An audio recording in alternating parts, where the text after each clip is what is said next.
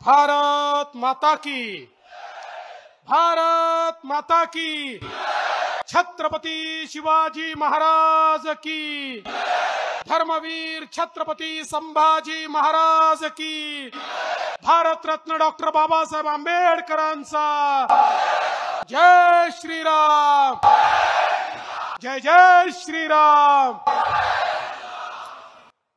लवकरच या ठिकाणी केंद्रीय गृहमंत्री माननीय अमित भाई शहा यांचं आगमन होत आहे आणि आज या सभेमध्ये आपल्याला संबोधित करण्याकरता उपस्थित असलेले महाराष्ट्राचे लाडके आणि लोकप्रिय मुख्यमंत्री माननीय एकनाथराव शिंदेजी, आपल्या लोकप्रिय उमेदवार नवनीतताई राणा, अनिल बोंडेजी, प्रवीण पोटे पाटीलजी, रवी राणाजी, भारसाखळे साहेब, प्रतापदादा अडसळ, चेनुभाऊ संचेती, प्रभुदास भिलावेकर, रमेशजी बुंदिले, सुधाकरराव कोहळे, केवलरामजी काळे, अभिजितजी अडसूळ, निवेदिताताई चौधरी, सुरेखाताई ठाकरे, प्रमोदजी कोरडे,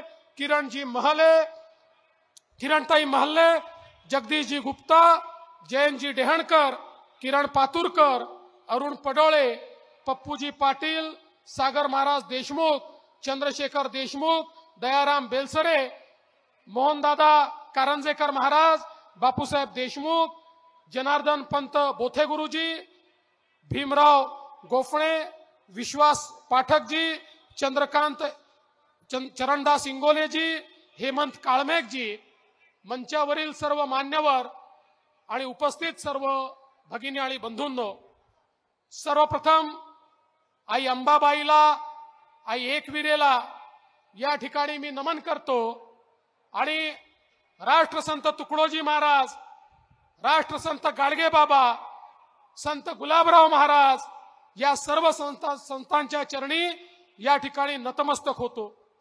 ही अमरावतीची भूमी ही संतांची भूमी आहे, ही समतेची भूमी आहे, ही मानव मंदिराचा संदेश देणारी भूमी आहे। डेबूचा झाडू, पंजाबरावांचा खडू आणि तुकड्याची खंजिरी सांगणारी ही अमरावतीची भूमी आहे। या भूमीला या ठिकाणी मी प्रणाम करतो, नतमस्तक होतो। माझ्या करता ही भूमी याही करता महत्वाची आहे। अमरावतीचा भाचा आहे मी, माझे मामा अमरावतीचे आहेत, माझी आई अमरावतीची आहे। त्यामुळे जेवढं प्रेम नागपूरवर आहे तेवढंच माझं प्रेम अमरावतीवर आहे बंधू भगिनींनो। आणि म्हणूनच आज अमरावतीमध्ये आपल्या सर्वांच्या आशीर्वादाने नवनीत राणा यांना निवडून देण्याकरता, आपल्या आशीर्वाद मागण्याकरता आम्ही सर्व लोक या ठिकाणी एकत्रित आलो आहोत। आपल्या सर्वांकरता आनंदाची गोष्ट आहे की या देशाचे कणखर गृहमंत्री, ज्यांनी मोदीजींच्या नेतृत्वामध्ये या देशामध्ये 370 कलम हटवून काश्मीरचं पूर्ण विलीनीकरण केलं, ते आमचे अमित भाई शहा यांचं एकदा जोरदार टाळ्या वाजवून आपण स्वागत करा। बंधू भगिनींनो, निश्चितपणे मी हे म्हणू शकतो, आजपर्यंतच्या अमरावतीच्या इतिहासात प्रधानमंत्री मोदीजींची सभा सोडली तर सायन्स कोर ग्राउंड वरची सगळ्यात मोठी सभा ही आज होते आहे। तुमची उपस्थिती हे निश्चितपणे या ठिकाणी सांगते आहे की नवनीत राणा या प्रचंड मताने निवडून येणार आहे। मी आज जास्त वेळ घेणार नाहीये। आपल्याला मुख्यमंत्र्यांना ऐकायचंय, आपल्याला अमित भाईंना ऐकायचंय, पुढे अजून सभा देखील व्हायच्या आहेत। मी तुम्हाला एवढंच सांगण्याकरता आलोय, ही निवडणूक साधी निवडणूक नाहीये, ही निवडणूक देशाची निवडणूक आहे। हा देश कोणाच्या हाती द्यायचा याचा फैसला करायची निवडणूक आहे। एकीकडे देश गौरव, विश्व गौरव माननीय नरेंद्र मोदीजी आहेत, तर दुसरीकडे राहुल गांधी आहेत. फैसला तुम्हाला करायचा. अरे मोदीजींसोबत एकनाथरावजी शिंदेची शिवसेना आहे, अजित पवारांची राष्ट्रवादी आहे, आठवले साहेबांची रिपाई आहे, कवाळे साहेबांची पिरिपा आहे, त्या ठिकाणी जानकरांची आपली रासपा आहे, आपली मनसे राज ठाकरेंची आहे. वेगवेगळे पक्ष सगळे सोबत येऊन आपली महायुती आहे. आणि त्या ठिकाणी राहुल गांधींची खिचडी आहे, 26 पक्षाची खिचडी आहे. राहुल गांधींना त्यांच्या खिचडीतले लोक देखील नेता मानायला तयार नाही आहेत.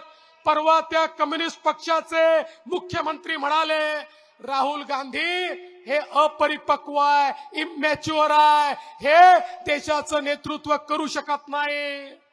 त्यांच्या आघाडीची अवस्था अशी आहे की त्या ठिकाणी राहुल गांधींना नेता मानायला शरद पवारही तयार नाहीत आणि उद्धव ठाकरेही तयार नाहीत. आणि आता तर आमच्या संजय राऊतांनी घोषित करून टाकलं, म्हणाले देशाचे मुख्यमंत्री उद्धव ठाकरे होणार आहेत.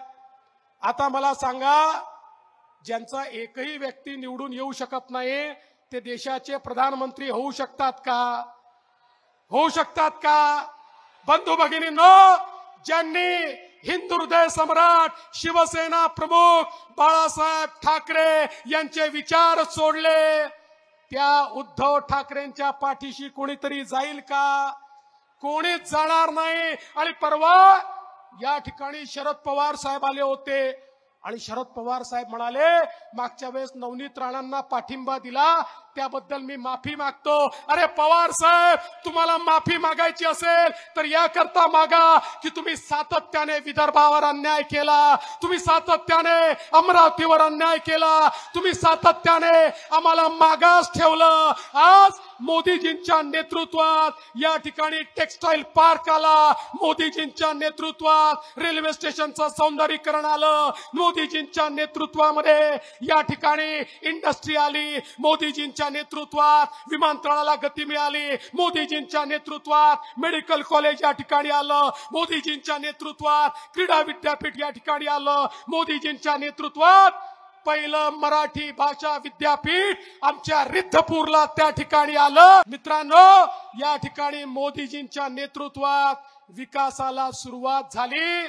त्यामुळे पवार साहेब, माफी तर तुम्ही मागितली पाहिजे, पण जनतेची माफी मागितली पाहिजे की इतके वर्ष राजकारण केलं पण या विदर्भाला मी काही दिलं नाही, म्हणून विदर्भाची माफी मागतो. मी या निमित्ताने तुम्हाला एवढंच सांगतो बंधू भगिनींनो, आताच नवनीत राणा आणि रवी राणा म्हणत होते की आमच्या काही लोकांची घरं बाकी आहेत, काळजी करू नका, मोदीजींनी अजून 12 कोटी लोकांना घरं देण्याचा निर्णय केलाय आणि मोदी आवास योजना आपण सुरू केली आहे, त्यामुळे चिंता करण्याचं कारण नाही आहे. प्रत्येकाला घर मिळेल आणि प्रत्येकाच्या घरामध्ये त्या ठिकाणी विकास आल्याशिवाय राहणार नाही.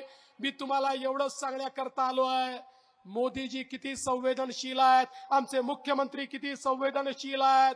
आपल्याला कल्पना आहे, जगामध्ये युद्धाची स्थिती सुरू झाली, रशिया आणि युक्रेनचं युद्ध सुरू झालं, त्या ठिकाणी अखाती देशाचं युद्ध सुरू झालं.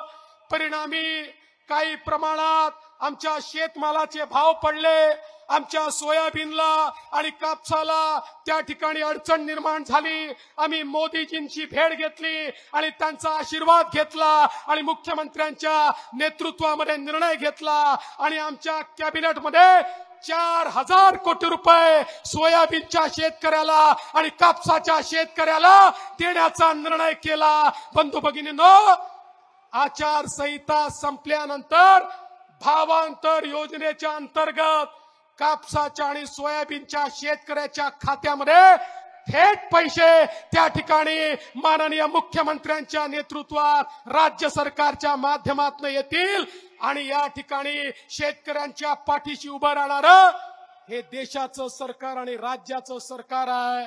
आणि म्हणून मी तुम्हाला एवढीच विनंती करण्याकरता आलो आहे, बंधू भगिनींनो, नवनीत राणा हे त्या वाघिणीचं नाव आहे जिला उद्धव ठाकरे, शरद पवार आणि काँग्रेसने केवळ हनुमान चालीसा म्हणते म्हणून 14 दिवस जेलमध्ये ठेवलं, पण ती थांबली नाही. बाहेर आल्यावर तिने पुन्हा एकदा जय श्रीरामचा नारा दिला. अशा प्रकारची नवनीत राणा या ठिकाणी आपल्याला उमेदवार म्हणून मिळाली आहे. आणि म्हणून तिच्या कमळाचं बटन दाबलं की नवनीत ताईला तर वोट मिळतच, पण मोदीजींना देखील वोट मिळतं.